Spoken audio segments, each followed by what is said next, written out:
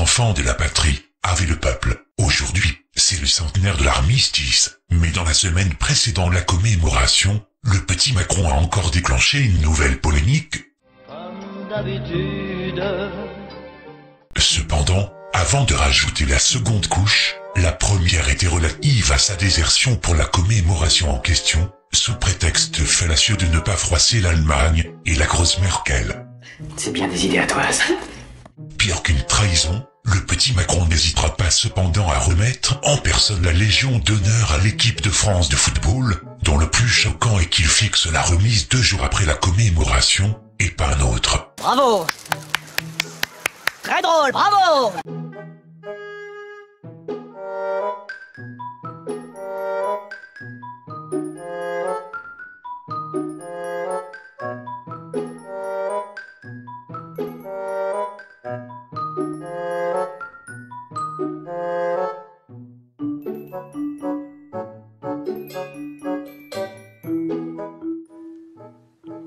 Il le fait exprès, c'est pas possible, aucun doute, il carbure grave en ce moment.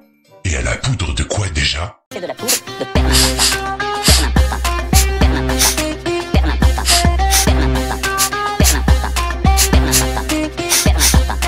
C'est de la poudre de perlimpinpin.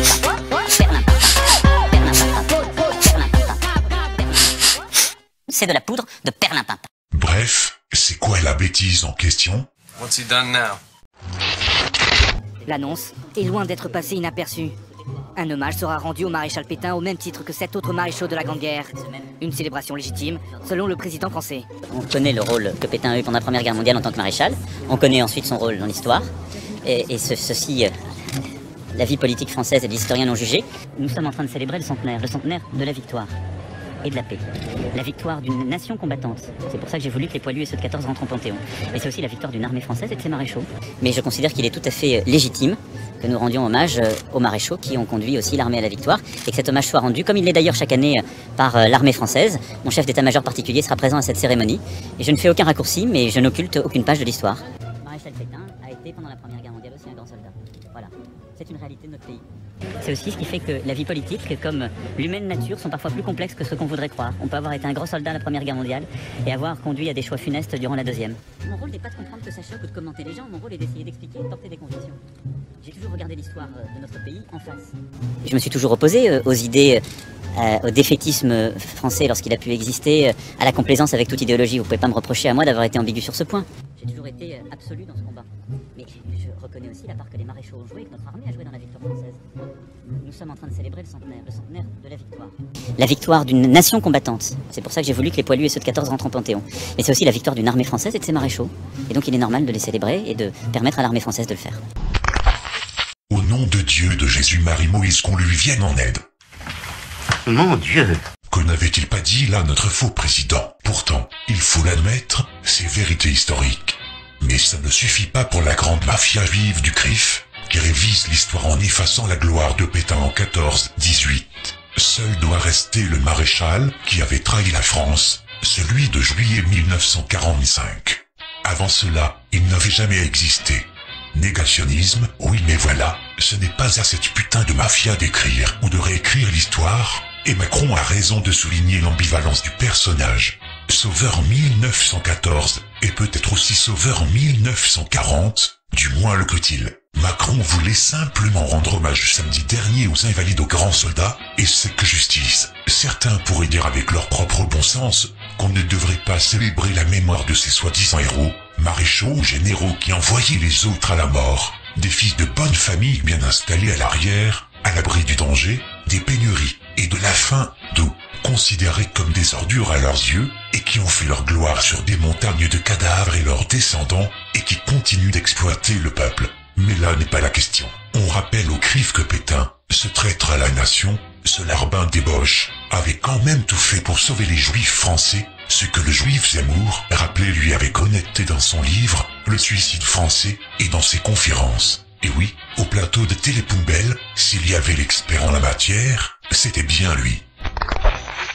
j'ai le sentiment d'assister à une révision de l'histoire ou à un arrêt sur image de l'histoire. Et c'est ça qui est inquiétant, c'est qu'on a le sentiment que nous sommes aujourd'hui à honorer un homme dans les années 30, qui a été le grand vainqueur de la guerre. Mais non, on est en 2018, et entre 18 et 2018, il y a 100 ans, un centenaire est passé, et pendant ce centenaire, il y a eu la collaboration, la déportation des Juifs de France, le statut des Juifs de France, et ça, c'est la responsabilité de Pétain. Ah là là, les sentiments du juif Francis Khalifa, le seigneur belliqueux du CRIF, cet officier au pouvoir démesuré, qui croit diriger la France, bref, on les connaît. Sans honte, le donneur d'ordre national se lance dans une assertion complètement douteuse. Eh bien pas pour beaucoup. Oui, choqué, surpris, dans une incompréhension totale, et j'ai presque envie de vous dire que moi, ce que j'ai envie de retenir de Pétain, et c'est ce que jusqu'à présent nous avions tous retenu de Pétain, c'est que au nom du peuple français, il a été jugé en juillet 1945, condamné à mort pour haute trahison. Par la haute cour de justice. Par la haute cour de justice, et qu'il a été frappé de l'indignité nationale. Absolument. Effectivement, Pétain a été jugé par la Haute Cour de justice en juillet 1945 pour intelligence avec l'ennemi et haute trahison, condamné à la peine de mort et frappé d'indignité nationale, comme le souligne le big boss de ce qu'Elisabeth Lévy avait nommé le lobby juif français. Le CRIF voudrait tout simplement que Pétain perde tous ses droits, y compris celui d'être honoré post-mortem. Sauf que les Français ont de la mémoire et n'ont pas envie de perdre celle-ci pour une autre ou contre une autre. Le roi Macron, qui est parfois étonnant que déconcertant, n'a pas eu peur de la colère prévisible du CRIF. Semez-le, en campagne pour les européennes, vise les électeurs nationalistes à travers cette petite sortie. Bien sûr, je n'irai pas jusqu'à dire que les propos étaient calculés et que la sortie du CRIF fait partie de l'opération, mais Macron chasse là sur les terres du Rassemblement national. En parallèle de ça, vous avez les lâches et corrompus qui ramènent leurs fraises, à commencer par un lèche-crif de l'ancien temps, le flambi mimolette avec son cuit de poisson rouge.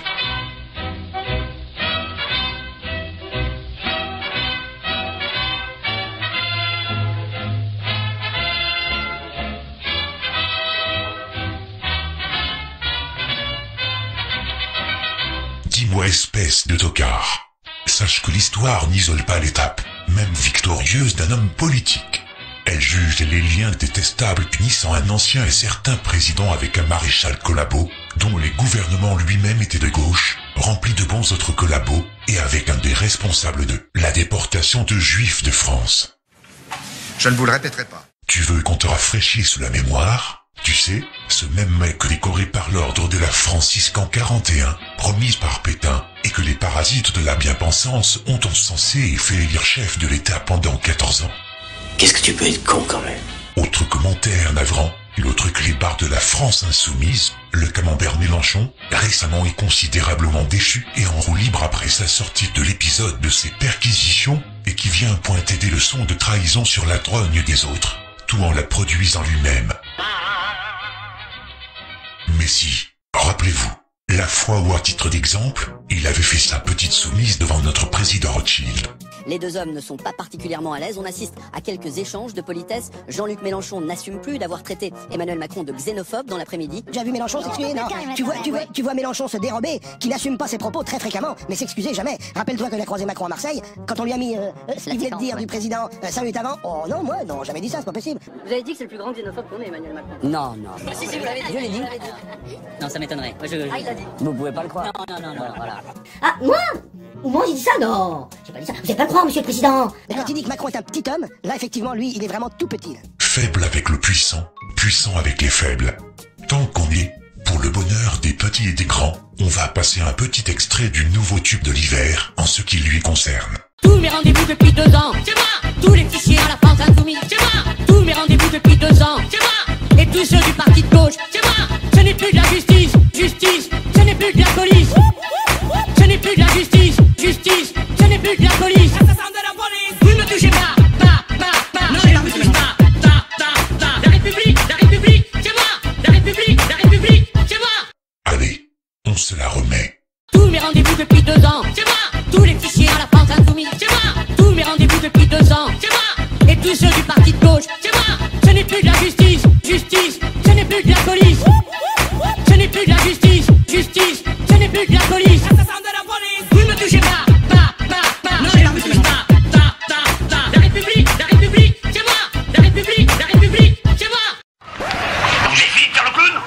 Bon, redevenons sérieux. Bon sang de bordel de merde. Pour dire que ces individus qui ouvrent leur claque-merde doivent prendre la leçon suivante. Quand on grimpe au cocotier, messieurs, il faut avoir le cul propre. Qu'est-ce que vous m'avez compris? Et quand on parle de cul propre, ce n'est pas encore le cas pour la République en marche arrière. Pour certains, Macron semblait avoir eu un sursaut de dignité, mais face au tollé proprement dit, a-t-il tenu? Non. À 5h30 le lendemain matin à la radio, rétropédalage de l'Elysée. Le nom de Pétain ne sera pas cité aux commémorations. La messe est dite. Crive qui ordonne, froc qui tombe. Ah, il s'en est foutu plein les godasses, je veux dire... Pire encore, voilà 3 putains de saligots de menteurs en marche qui vont oser propager un bon fake news.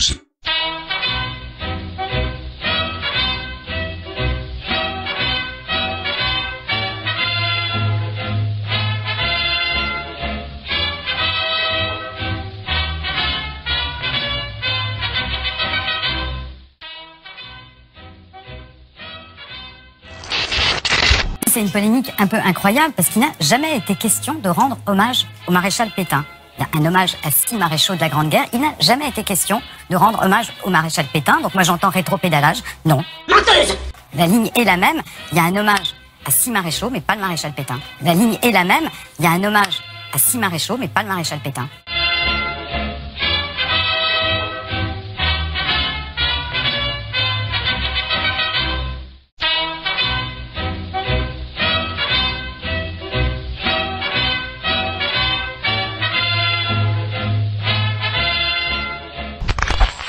Quand on a la crotte au cul comme on dit. Pour conclure, quand on voit ce bal des hypocrites, entendre la bien-pensance éructer aujourd'hui contre la sortie de Macron alors que les mêmes sont restés silencieux quand Mitterrand faisait fleurir discrètement chaque année la tombe du maréchal Pétain. Tout va bien dans le meilleur des mondes. D'autres déclarations suivront. À très bientôt.